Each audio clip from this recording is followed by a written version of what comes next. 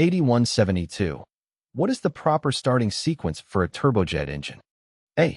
Ignition, starter fuel. B. Starter, ignition fuel. C. Stabled, fuel ignition.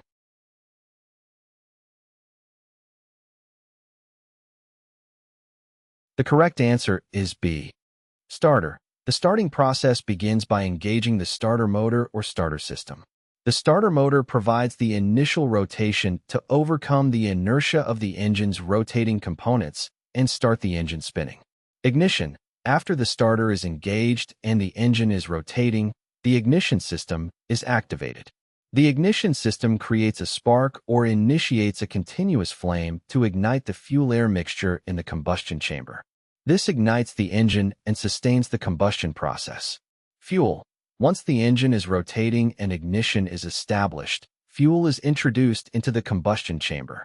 The fuel is typically sprayed or injected into the combustion chamber, where it mixes with the air and undergoes combustion to generate thrust. 8173. A weak fuel-to-air mixture along with normal airflow through a turbine engine may result in A. A rich flameout. B. A lean die-out. C. High EGT.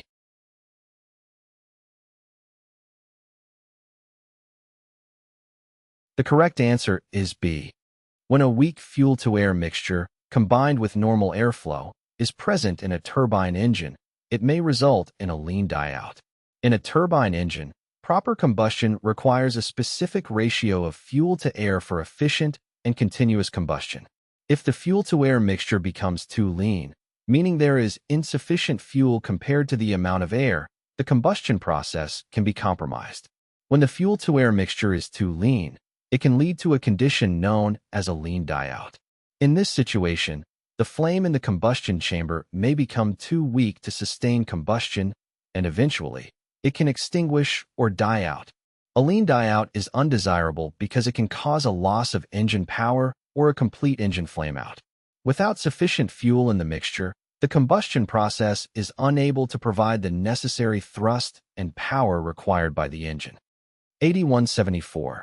What is used in turbine engines to aid in stabilization of compressor airflow during low-thrust engine operation? A. Stator vanes and rotor vanes. B.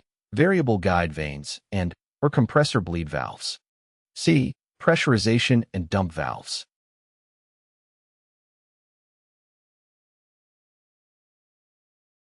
The correct answer is B. In turbine engines, variable guide vanes or compressor bleed valves are used to aid in the stabilization of compressor airflow during low-thrust engine operation. During low-thrust conditions, such as during idle or low-power settings, the airflow through the compressor can become less stable and susceptible to disruptions. This can lead to compressor surge or stall, which can result in a loss of engine performance or even damage to the engine. To prevent compressor surge and stabilize the airflow, turbine engines utilize variable guide vanes or compressor bleed valves. These components help regulate the airflow and maintain the desired operating conditions within the compressor. Variable guide vanes are adjustable vanes located in the compressor that can be adjusted to optimize the airflow angle and improve compressor efficiency at different operating conditions. By adjusting the guide vanes, the airflow can be better controlled and stabilized during low-thrust operation. 8175.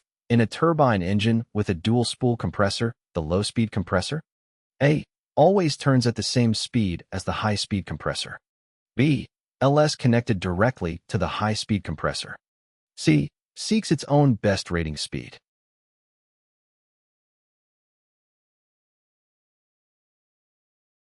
The correct answer is C. In a turbine engine with a dual-spool compressor, the low-speed compressor, also known as the low-pressure compressor or N1 compressor, seeks its own best operating speed. In a dual-spool compressor configuration, there are two separate compressor stages driven by their respective turbines. The high-speed compressor, N2 compressor or high-pressure compressor, is driven by the high-pressure turbine, while the low-speed compressor is driven by the low-pressure turbine. The low-speed compressor is designed to operate at a specific speed that optimizes its performance and efficiency. This speed is not necessarily the same as the speed of the high-speed compressor. During engine operation, The low-speed compressor seeks its own best operating speed, which is influenced by factors such as engine load, altitude, and environmental conditions. The engine control system continuously adjusts the fuel flow and other parameters to maintain the low-speed compressor at its optimal speed for efficient performance. 8176. What is the function of the inlet guide vane assembly on an axial flow compressor? A. Directs the air into the first stage rotor blades at the proper angle. B. Converts velocity energy into pressure energy. C. Converts pressure energy into velocity energy.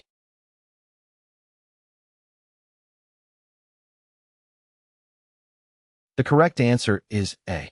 The function of the inlet guide vane assembly on an axial flow compressor is to direct the air into the first stage rotor blades at the proper angle. In an axial flow compressor, the compressor blades rotate in a circular motion, drawing in air and compressing it as it passes through the compressor stages. The inlet guide vane assembly is located at the entrance of the compressor and serves an important role in directing the incoming air. The primary function of the inlet guide vanes is to guide the airflow into the first stage rotor blades at the correct angle of attack. By adjusting the angle of the vanes, the incoming air can be directed into the rotor blades at an optimal angle for efficient compression. The proper angle of attack is crucial for effective compressor operation. It ensures that the air is effectively captured by the rotor blades, minimizing flow losses and maximizing the conversion of kinetic energy into pressure energy.